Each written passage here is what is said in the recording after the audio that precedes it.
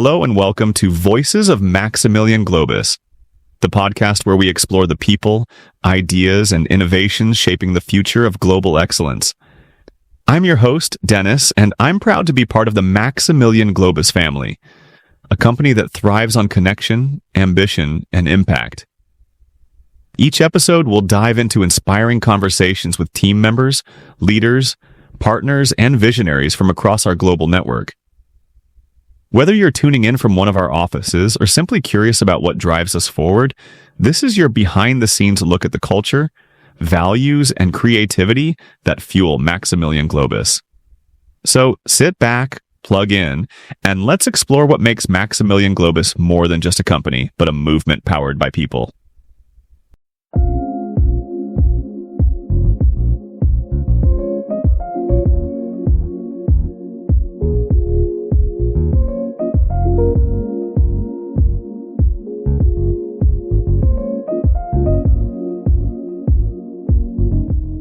Today, we're diving into something that makes many of us cringe: networking.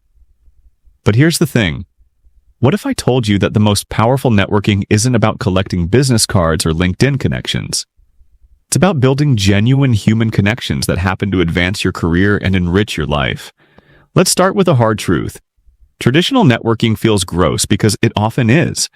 Walking into a room with the sole intention of, what can this person do for me, reduces human beings to transactional opportunities. No wonder it feels uncomfortable, because it should. But authentic networking? That's different. It starts with a fundamental shift in mindset.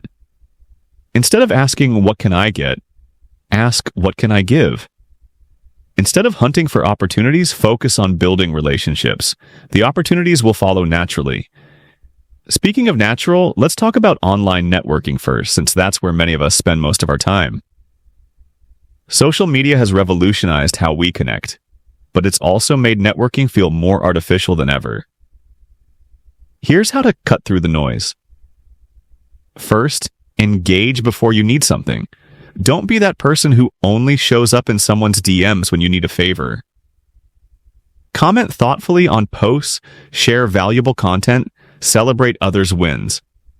When you do eventually need to reach out, you're already on their radar as someone who adds value to their world. Second, be genuinely curious about others' work and challenges. Instead of immediately pitching yourself, ask questions.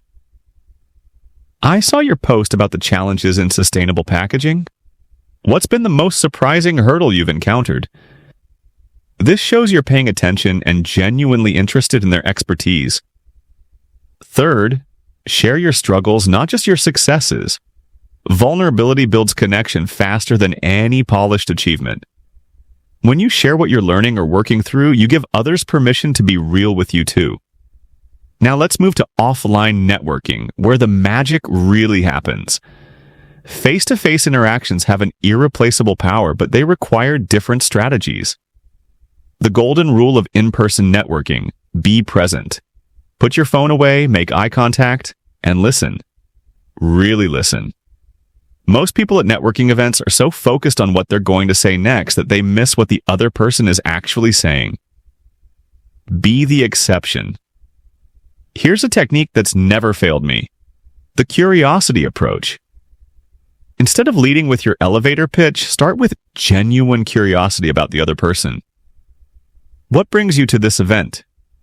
Or, what's the most interesting project you're working on right now?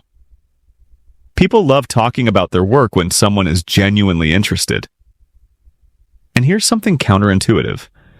Don't try to network with everyone in the room. It's better to have 3 meaningful conversations than 30 superficial ones. Quality over quantity always wins in relationship building. But networking isn't just about formal events. Some of the best connections happen in unexpected places: coffee shops, conferences, even grocery stores. The key is being open to connection wherever you are. I once met a potential business partner while waiting for a delayed flight. We were both frustrated, started talking, and discovered an amazing overlap in our work. This brings up an important point. Networking isn't just for extroverts. If you're more introverted, play to your strengths. You might be better at one-on-one conversations than working a room. You might prefer virtual coffee chats to large events. Authentic networking means being authentically yourself. Let's talk about follow-up, because this is where most networking efforts die. The fortune is in the follow-up, as they say. But again, authentic follow-up looks different than traditional advice suggests. Don't send a generic, nice to meet you message. Instead, reference something specific from your conversation.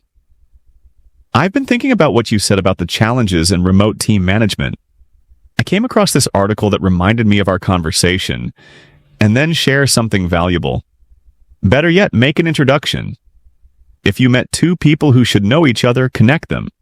This positions you as a connector and adds value to both parties without asking for anything in return. Here's where online and offline networking converge beautifully. The long-term relationship. Authentic networking isn't about immediate results. It's about building relationships that compound over time. When you approach networking from this place of genuine interest and care, it stops feeling like work and starts feeling like what it really is, building the relationships that make both work and life richer. Thanks for hanging out with me today on Up and Personal. If you loved this episode, share it with a friend, and I'll catch you next time for more ways to live your best life.